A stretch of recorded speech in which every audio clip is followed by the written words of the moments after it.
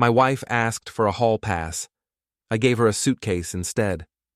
That's the short version of how my marriage ended on a Tuesday night in October, but like most good stories involving betrayal and revenge, the devil's in the details. And trust me, there are plenty of devils to go around.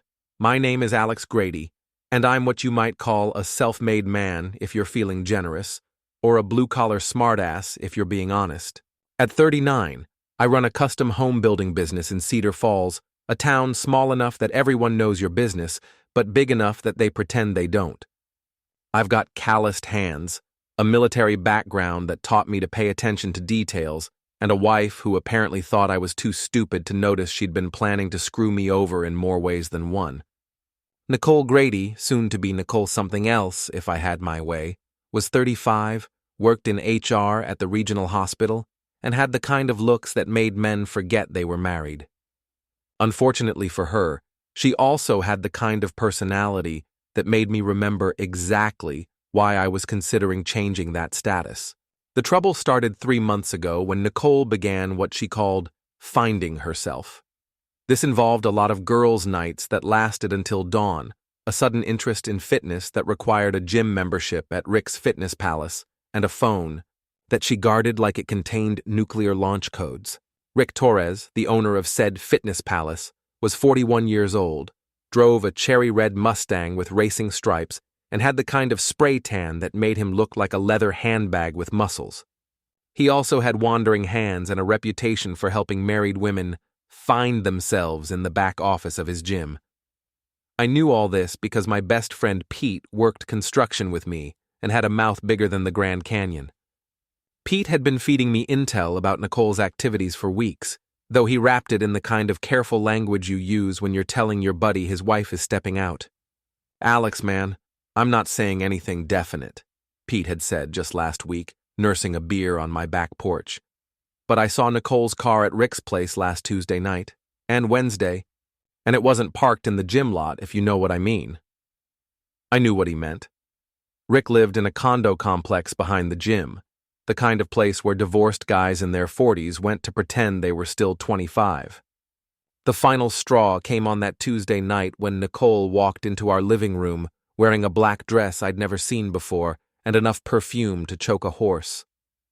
She sat down across from me, crossed her legs like she was posing for a magazine, and delivered her rehearsed speech. "Alex, we need to talk about our relationship." I muted the television and gave her my full attention. After 14 years of marriage, I knew that tone. It was the same one she used when she wanted to buy a new car or redecorate the kitchen. The tone that said she'd already made up her mind and was just going through the motions of pretending I had a say. "I've been thinking," she continued, "about what we both need to be happy. And I think we need to be more open, more adventurous." "Adventurous how?" I asked, though I had a pretty good idea where this was heading. Nicole shifted in her chair, and I caught a whiff of that perfume again. It wasn't the stuff I'd bought her for Christmas.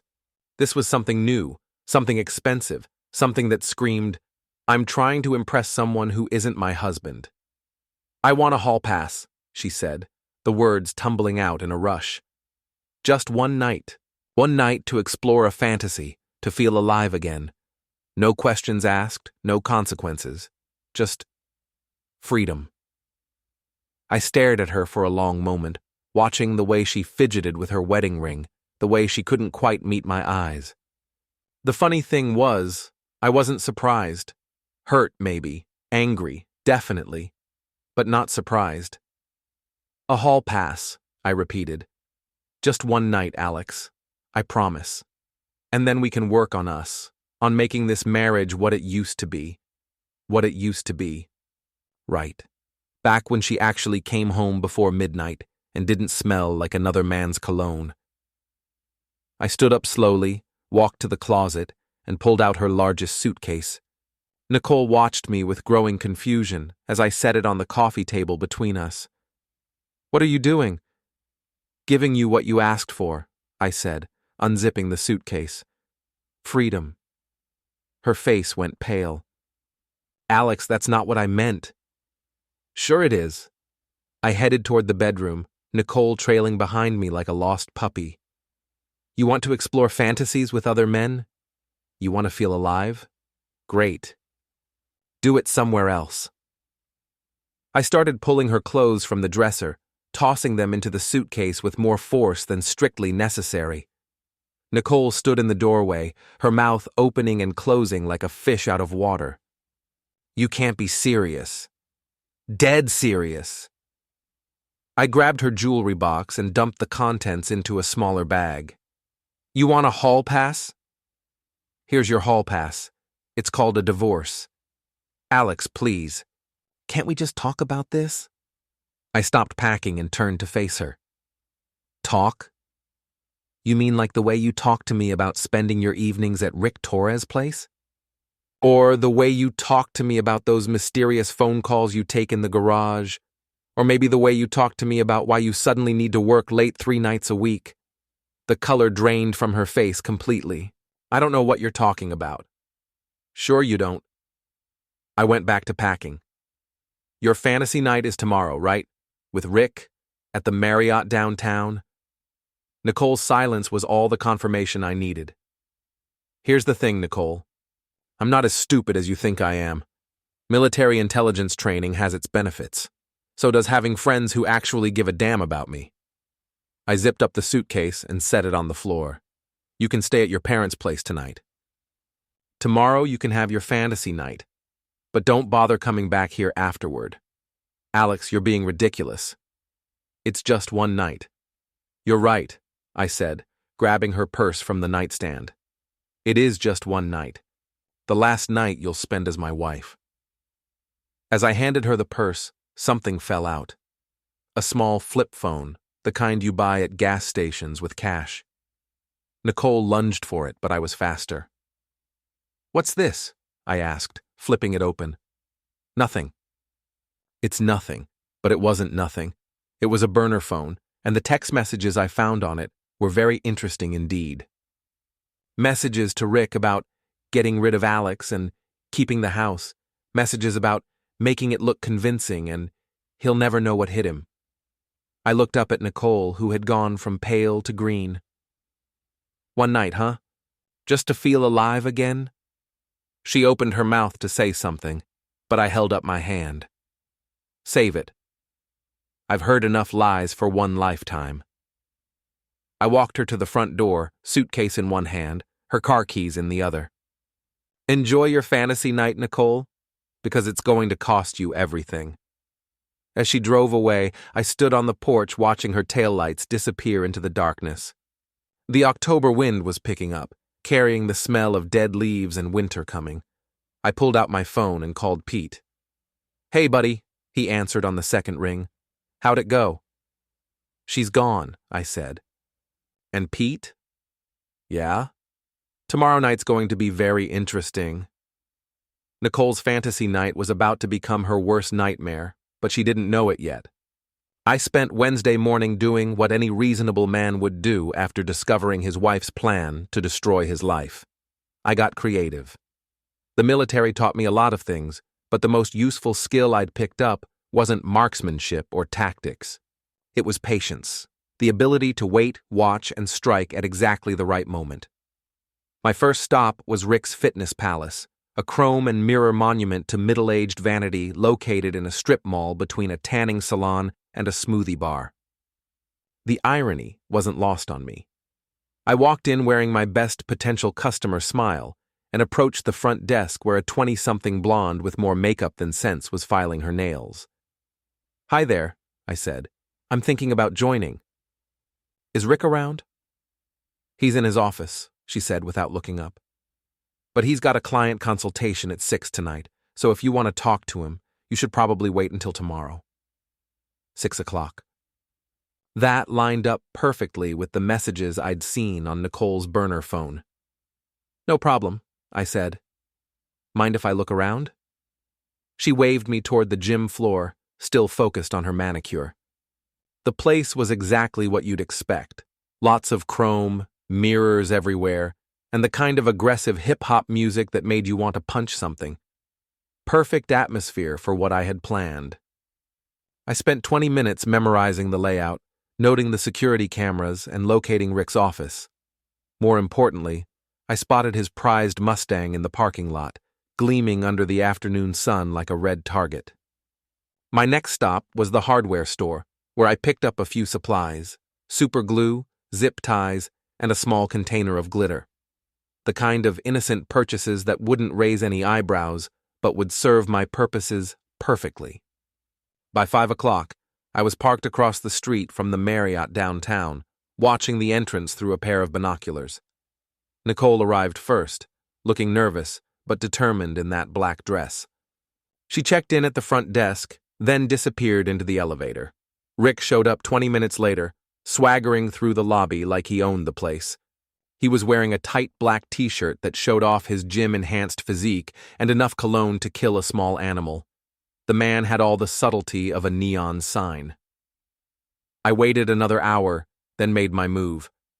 The Marriott had a bar on the ground floor, the kind of dimly lit place where business travelers went to drink away their loneliness, and married people went to pretend they weren't married. I ordered a beer and settled into a corner booth where I could watch the elevator. At 8:30, Nicole and Rick came down together. She was laughing at something he'd said, her hand on his arm, looking more relaxed than I'd seen her in months. They found a table near the window, ordered drinks, and proceeded to act like teenagers on their first date. I pulled out my phone and started recording. "Having fun, sweetheart?" I muttered under my breath as Nicole leaned across the table to whisper something in Rick's ear. Whatever she said made him grin like a shark. They stayed in the bar for another hour, drinking and groping each other like the hotel was their own private playground. Other guests were starting to stare, and the bartender looked like he was considering asking them to get a room, which, of course, they already had. At 9:45, they headed back to the elevator. Nicole was giggling, Rick had his hand on her ass, and I had everything I needed on video. But I wasn't done yet. I waited until they were safely upstairs, then headed out to the parking lot. Rick's Mustang was parked in a spot marked "Compact Cars Only," because of course it was. The man couldn't follow rules even when it came to parking. I pulled out my supplies and got to work. First, I covered the windshield with flyers I'd printed earlier that afternoon. They were designed to look like official gym advertisements, but the headline read, "Rick's Fitness Palace Where Married Women Come to Cheat," in bold red letters. I used the super glue to make sure they'd stay put. Next, I opened the small container of glitter and poured it into the exhaust pipe. It wouldn't damage the engine, but it would create quite a show when Rick started the car. Finally, I used the zip ties to attach a small Bluetooth speaker to the undercarriage, loaded with a playlist I'd prepared especially for the occasion. The first song was "Your Cheatin' Heart" by Hank Williams. By the time I finished, Rick's precious Mustang looked like it had been decorated by a vindictive fairy godmother with a sense of humor. I was walking back to my truck when my phone buzzed with a text message from an unknown number. But I recognized the writing style immediately. "Having second thoughts about tonight. This feels wrong. Maybe we should wait." It was Nicole, texting from her burner phone. But she wasn't texting me. Another message came through a few seconds later, this one from Rick's number. "Too late for cold feet, baby. We're committed now. Tomorrow we put the plan in motion, the plan, right. The plan to frame me for abuse, take the house, and live happily ever after on my dime." I screenshot both messages and added them to my growing collection of evidence. Then I sent a text of my own, from a number Nicole wouldn't recognize. "Enjoy your fantasy night. You're going to pay for it tomorrow." I didn't sign it, but I knew she'd figure out who sent it soon enough. The drive home gave me time to think about my next moves. Nicole and Rick thought they were so clever, so careful. They had no idea that every text message, every secret meeting, every whispered conversation had been building a case against them. Not a legal case. I wasn't interested in getting lawyers involved. This was personal. I pulled into my driveway and sat in the truck for a moment, looking at the house Nicole and I had built together. 14 years of marriage, and it had come to this. A cheating wife, a sleazy gym owner, and a plan that would have left me broke, homeless, and probably in jail if I hadn't discovered it in time. The funny thing was, I wasn't even angry anymore. Anger was a hot emotion, and what I felt now was cold and calculating. Nicole wanted to play games? Fine. But she was about to learn that I was much better at games than she'd ever imagined. My phone rang as I was walking up to the front door. Pete's name appeared on the screen. "How'd it go?" he asked. "Phase 1 is complete," I said, unlocking the door. "Tomorrow, we move to Phase 2. "What's Phase 2? I smiled, though he couldn't see it. "Public humiliation." "Alex, man, just be careful. Don't do anything stupid." "Don't worry," I said, stepping into my empty house. "What I'm planning isn't stupid. It's brilliant." Thursday morning dawned gray and cold, the kind of October day that promised winter was coming whether you were ready or not. I was more than ready. My first order of business was coffee and a phone call to my sister Melissa. At 37, Mel was everything Nicole wasn't: loyal, honest, and blessed with a tongue sharp enough to cut glass. She also worked as a paralegal at the biggest law firm in town, which meant she had access to information and connections I might need. "Let me get this straight," Mel said, after I'd filled her in on the previous night's activities. "Nicole asked for a hall pass, you packed her bags, and then you decorated her boyfriend's car like a parade float?" "That's the short version, yes." "And you have evidence of them planning to frame you for abuse? Screenshots, recordings, the works." Melissa was quiet for a moment. "Alex, I know you're hurt, but you need to be smart about this. Don't do anything that could come back to bite you legally." "I'm not planning to break any laws," I said. "I'm just planning to make their lives very, very uncomfortable.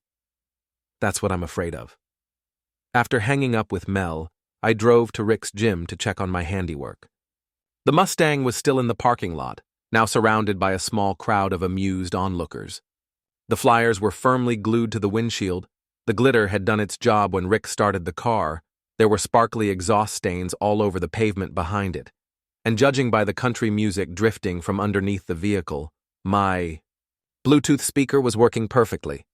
Rick himself was standing next to the car, red-faced and furious, trying to peel the flyers off with his fingernails. Every time he managed to remove a piece, it left behind a sticky residue and scraps of paper that spelled out fragments of the message: "Married women and cheat and Rick's fitness." I parked across the street and rolled down my window to get a better view. Rick had attracted quite an audience. The smoothie bar employees were taking pictures, a couple of soccer moms were pointing and whispering, and someone had already posted a video on social media. I could see people holding up their phones. This was exactly what I'd hoped for. Public humiliation was so much more effective than private revenge. My phone buzzed with a text from Nicole. "We need to talk." I texted back, "No, we don't. Alex, please. This is getting out of hand. It hasn't even started yet." I put the phone away and drove to my next destination, the hospital where Nicole worked. The parking lot was full of cars belonging to nurses, doctors, and administrators who all knew Nicole personally. Perfect. I'd prepared a special package for Nicole's boss, Linda Martinez, the head of human resources. It contained printouts of the text messages from Nicole's burner phone, carefully edited to remove anything too explicit, but leaving enough to make it clear that Nicole was having an affair and planning something underhanded. I'd also included screenshots of Nicole's social media posts from the previous night, showing her at the hotel bar with Rick.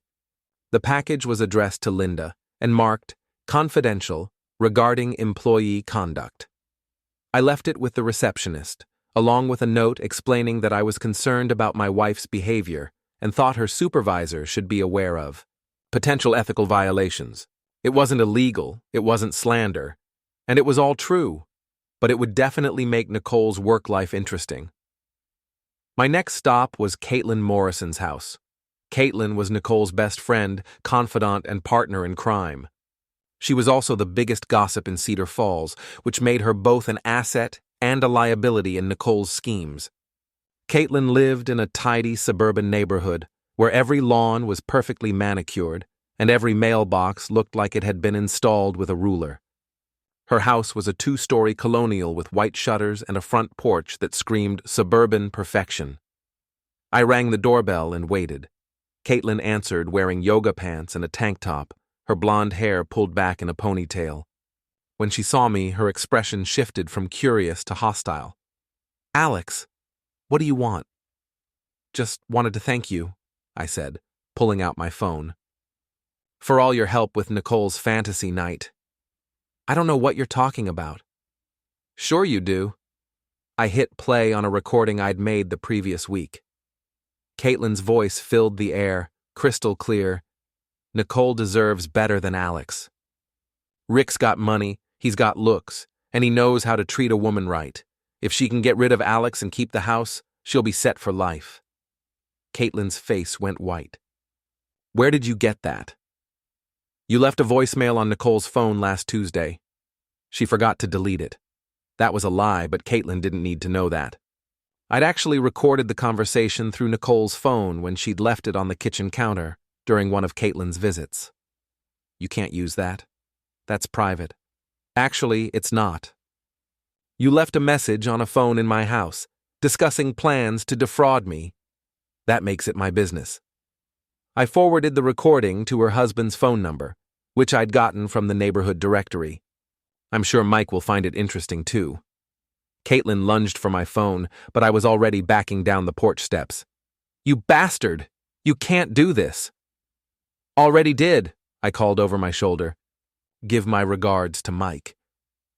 By noon, my phone was buzzing constantly with angry texts from Nicole. She'd apparently heard about the situation at Rick's gym and was starting to piece together what was happening. "Stop this right now, Alex. You're embarrassing yourself." "I'm embarrassing myself? That's rich. We can work this out. We can go to counseling." "Too late for that. Please, I'm begging you." I almost felt sorry for her. Almost. Then I remembered the burner phone and the plan to destroy my life, and the sympathy evaporated. My next move was the most public one yet. Cedar Falls had a town square with a gazebo, surrounded by shops and restaurants where people gathered for lunch and gossip. I'd reserved the gazebo for a community announcement and invited half the town via social media. At 1 o'clock, a crowd of about 50 people had gathered, including several of Nicole's co-workers, most of our neighbors, and a reporter from the local newspaper who thought she was covering a business announcement.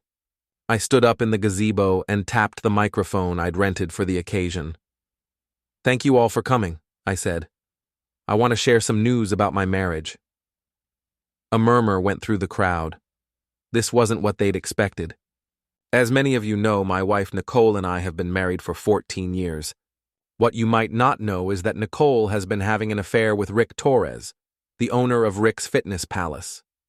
The murmur turned into a buzz of excited whispers. "Now, I'm not here to air dirty laundry," I continued. "I'm here because Nicole and Rick have been planning to frame me for domestic abuse in order to steal my house and business." I held up printouts of the text messages. "I have evidence of their plan, which I've already shared with my attorney and will be happy to share with anyone else who's interested." The crowd was eating it up. Nothing brought a small town together like a good scandal. I just wanted everyone to know the truth before Nicole and Rick start spreading lies about me. Thank you for your time. I stepped down from the gazebo to a round of applause and more than a few people asking to see the evidence.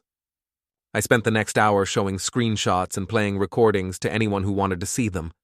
By the time I left the town square, the story was already spreading faster than a wildfire. Cedar Falls might be small, but its gossip network was more efficient than the internet.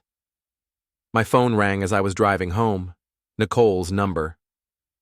"You son of a bitch," she said without preamble. "How could you do this to me?" "Easy," I said. I opened my mouth and told the truth. "You should try it sometime. This is going to ruin me." "That's the idea." "Alex, please." I made a mistake, but this is too much. "People are calling me a whore. If the shoe fits." She started crying, which might have affected me once upon a time. Now it just sounded like manipulation. "I'm sorry," she sobbed. "I'm so sorry. I never meant for it to go this far." "Sure you did. You just didn't mean to get caught." I hung up and turned off the phone. Phase 3 was about to begin, and I didn't want any interruptions. Friday morning brought the kind of autumn sunshine that made everything look deceptively peaceful. But there was nothing peaceful about what I had planned. I'd spent the night going through Nicole's belongings more carefully, looking for additional evidence of her betrayal. What I found in a shoebox hidden in the back of her closet made my blood run cold. Photographs. Dozens of them showing bruises on Nicole's arms and face. At first glance, they looked like evidence of domestic violence. But I knew better. The bruises were fake, makeup and special effects worthy of a Hollywood production. There were even before shots showing Nicole applying the fake injuries with a makeup kit I'd never seen before. Along with the photos was a handwritten journal, supposedly documenting years of abuse at my hands. The entries were detailed, convincing, and completely fabricated. Nicole had been planning this for months, maybe longer.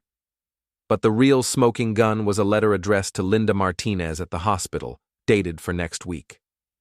In it, Nicole detailed her years of suffering and explained that she was finally ready to come forward about her abusive husband. She requested time off to pursue legal action and asked for the hospital's support during her difficult journey to freedom.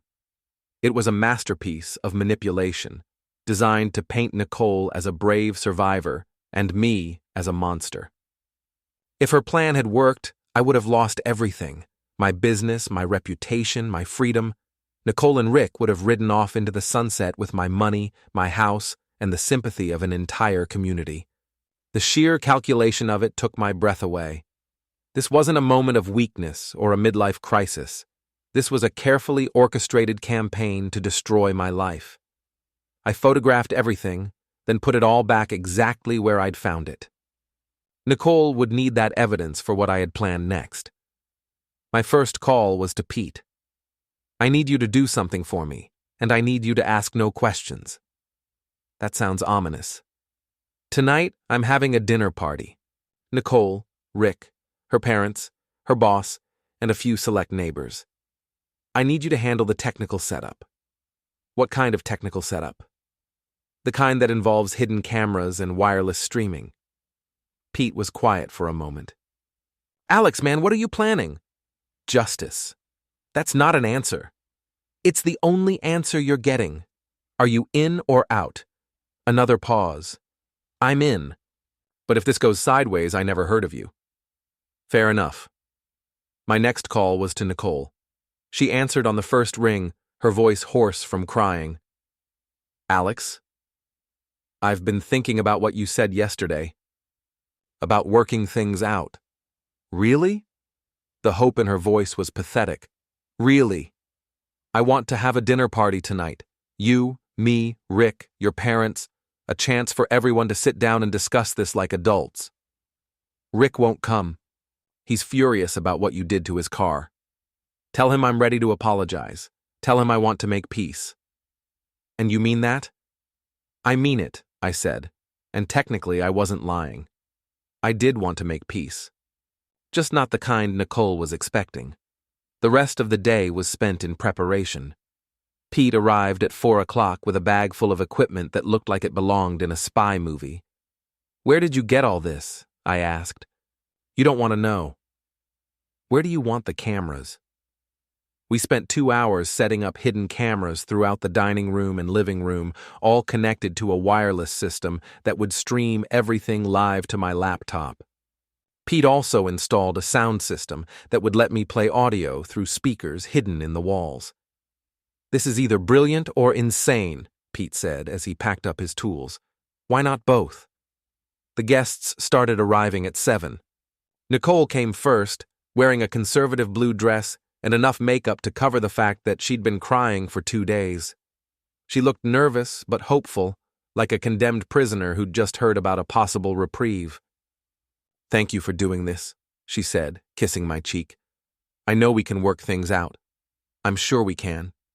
Her parents arrived next. Robert and Margaret Chen were in their 60s, retired, and completely clueless about their daughter's true nature. They still thought of Nicole as their perfect little girl who could do no wrong. "Alex, dear," Margaret said, hugging me. "We're so glad you two are working through your problems." "Me too, Margaret. Me too."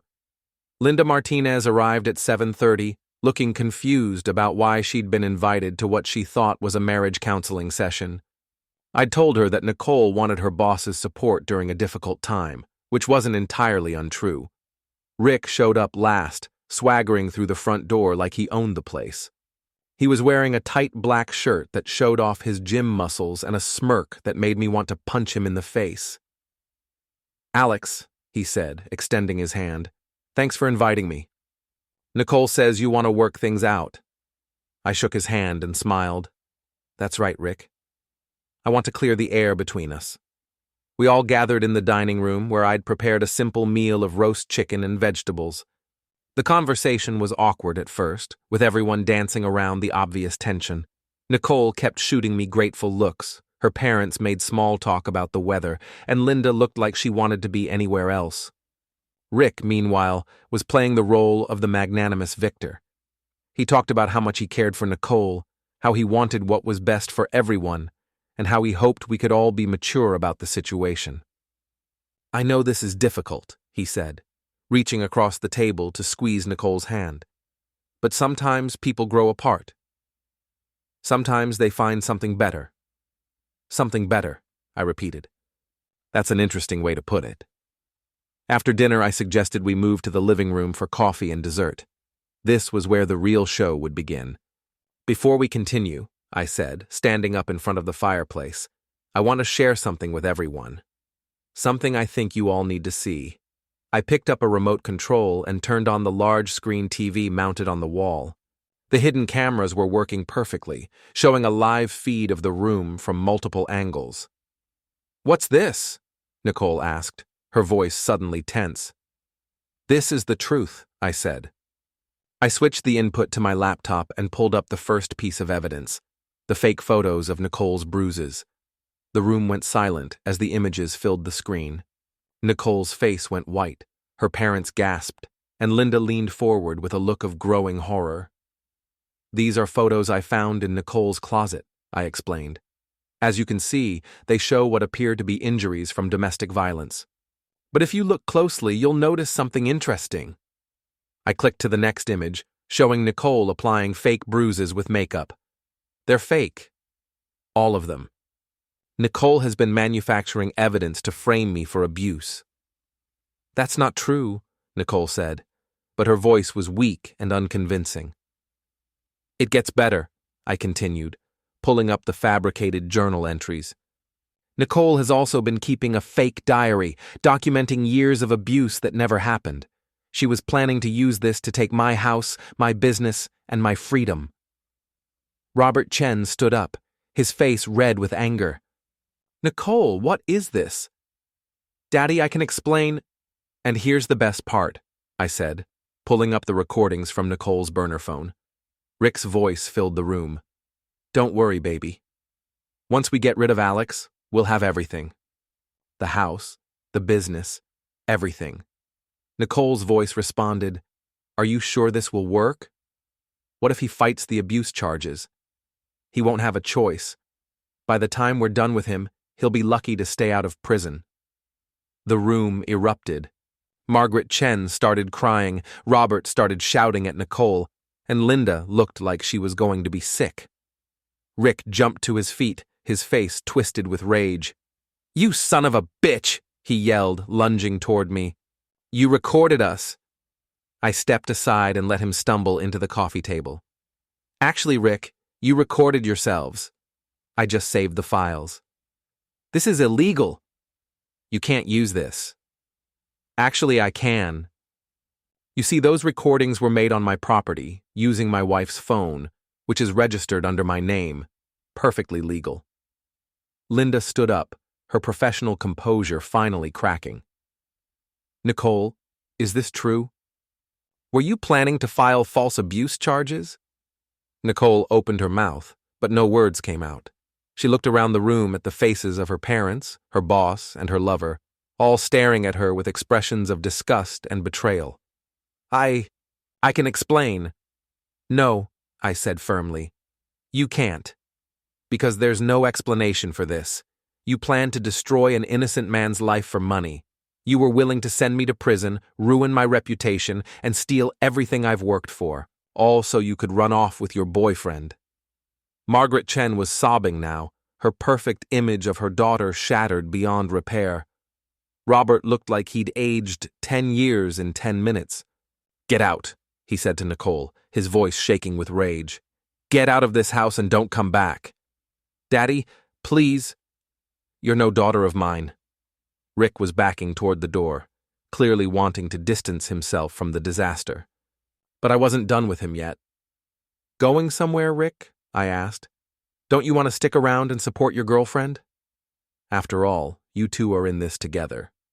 I don't know what you're talking about, Rick said. This is between you and Nicole. I played another recording, this one of Rick's voice. The abuse angle is perfect. No one ever questions a woman claiming domestic violence. We'll have him out of the house and in jail within a week.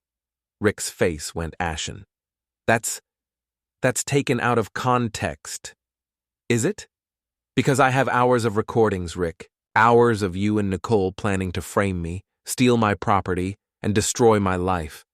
I wonder what your gym members will think when they hear them. Linda was already heading for the door. Nicole, don't bother coming to work on Monday. You're fired. You can't fire me for this? I can, and I am. Filing false abuse charges is a felony, Nicole. The hospital can't employ someone who commits felonies. One by one, they all left. Linda in disgust, Nicole's parents in shame, and Rick in fear. Nicole was the last to go, standing in my doorway with tears streaming down her face. Alex, please. We can still work this out. I looked at her for a long moment, this woman I'd once loved, who had been willing to destroy me for money and a younger man. No, Nicole. We can't.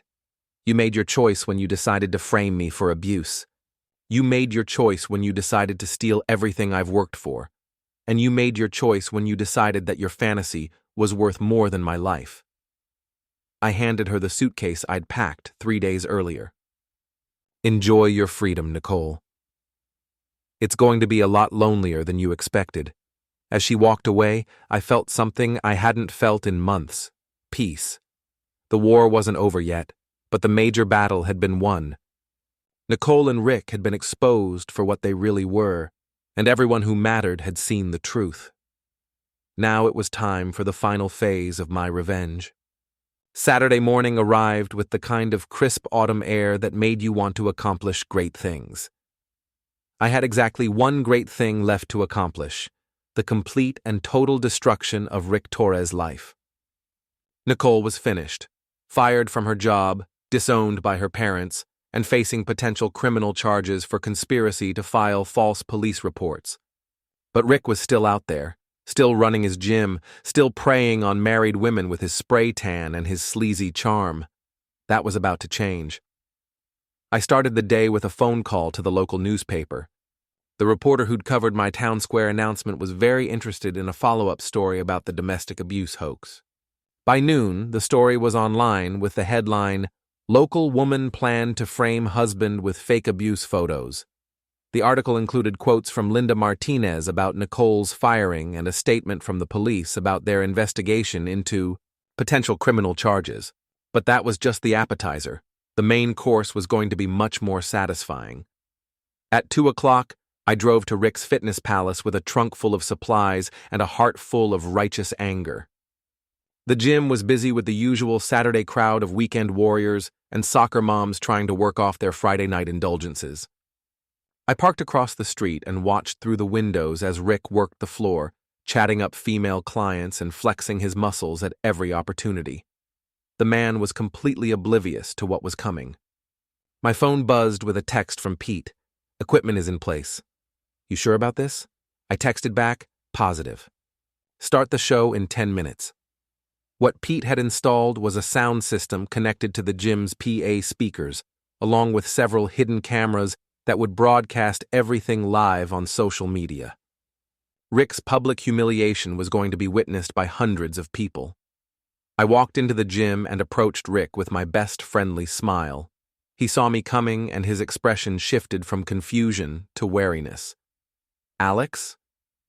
What are you doing here?" "I came to settle things between us, Rick."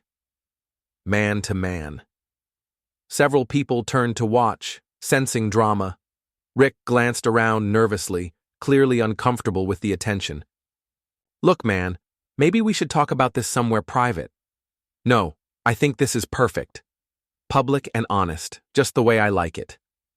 I pulled out my phone and held it up so everyone could see the screen. "I want to share something with everyone here. Rick and my wife Nicole have been having an affair, which is bad enough. But they also plan to frame me for domestic abuse, so they could steal my house and business." The gym went quiet, except for the sound of treadmills and weight machines. Rick's face was turning red. "That's not true," he said, but his voice lacked conviction. "Really?" "Let's ask Nicole."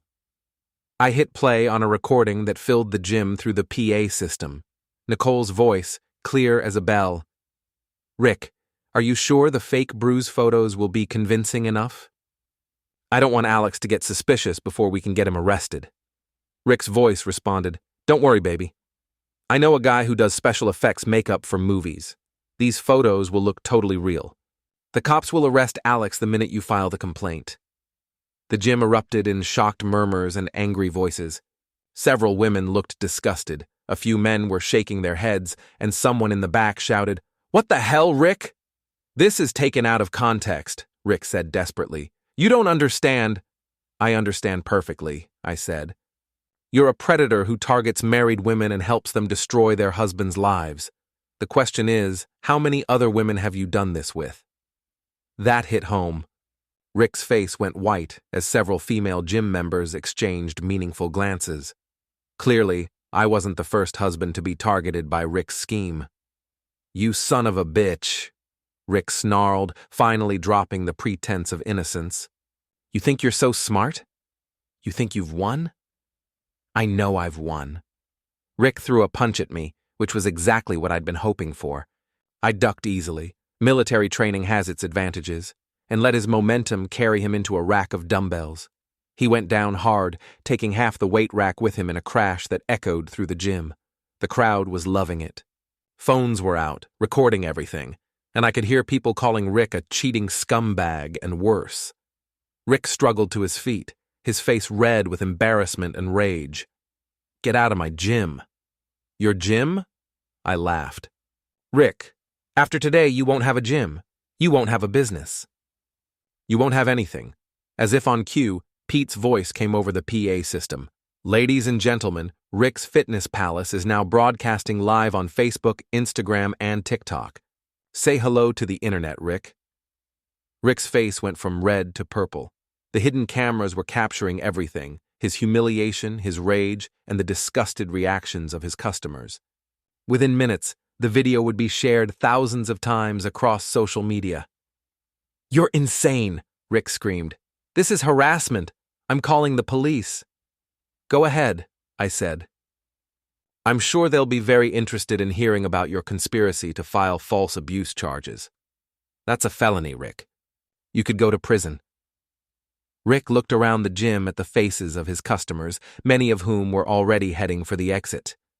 His business was collapsing in real time, and there was nothing he could do to stop it. "This isn't over," he said, his voice shaking with rage. "Yes, it is," I replied. "It's been over since the moment you decided to mess with my life." I walked out of the gym to the sound of Rick screaming obscenities and the crash of more equipment being thrown around. By the time I reached my truck, the parking lot was emptying as customers fled the chaos. My phone was buzzing with notifications. The live stream had already been viewed thousands of times, and the comments were brutal. People were calling Rick everything from a homewrecker to a criminal, and several women were sharing their own stories about Rick's inappropriate behavior. But I wasn't done yet. There was one more act in this drama, and it was going to be the most satisfying of all. That evening, I drove to Nicole's parents' house, where she'd been staying since Thursday night. The house was dark, except for a single light in an upstairs window, Nicole's childhood bedroom, where she was probably crying into her old stuffed animals. I parked across the street and called her cell phone. "Alex?" she answered, her voice hoarse and desperate. "Come outside, Nicole. We need to talk." "I can't. My parents won't let me leave the house. They're ashamed of me. They should be. But come outside anyway. This is your last chance to hear what I have to say." A few minutes later, Nicole appeared on the front porch wearing a bathrobe and slippers. She looked terrible. Her hair was unwashed, her face was puffy from crying, and she'd lost weight from stress. The confident, manipulative woman who'd asked for a hall pass was gone, replaced by a broken shell of a person. I rolled down my window so she could hear me clearly. "I want you to know something, Nicole. Everything that's happened to you, losing your job, your parents' disappointment, Rick's business being destroyed, all of it was your choice. Alex, please, no. You don't get to talk. You get to listen. You chose to have an affair. You chose to plan false abuse charges. You chose to try to steal my house and destroy my life. Every consequence you're facing now is the direct result of your choices." Nicole was crying again, but I felt no sympathy for her. "You wanted a fantasy, Nicole. You got one. You fantasized about a life with Rick, about taking everything I'd worked for, about watching me go to prison for crimes I didn't commit. Well, congratulations. Your fantasy came true, just not the way you expected." "I'm sorry," she sobbed. "I'm so sorry. I never meant for it to go this far." "Yes, you did. You meant for it to go exactly this far. The only thing you didn't plan for was getting caught." I started the engine, ready to drive away and leave Nicole in the ruins of her old life. "Alex, wait!" "What happens now? What am I supposed to do?" I looked at her one last time, this woman who had shared my bed for 14 years and then tried to destroy me for money and a younger man. "I don't know, Nicole. And I don't care. That's not my problem anymore." As I drove away, I could see Nicole in my rearview mirror, standing alone on her parents' porch, crying in the darkness. Rick was probably at home, watching his business collapse on social media and wondering if he was going to prison. Both of them had lost everything they'd tried to steal from me. Justice, it turned out, was a dish best served publicly, with a side of social media humiliation and a garnish of criminal charges. I drove home to my empty house, poured myself a beer, and sat on the back porch looking up at the stars. The October air was cold and clean, carrying the promise of winter and new beginnings. My phone buzzed with a text from Pete. "So, is it over?" I typed back, "It's over." And it was. Nicole and Rick had gotten exactly what they deserved, and I had gotten something even better. The satisfaction of watching karma work its magic in real time. They'd tried to play games with my life, but they'd forgotten one crucial detail. I was better at games than they were. Were.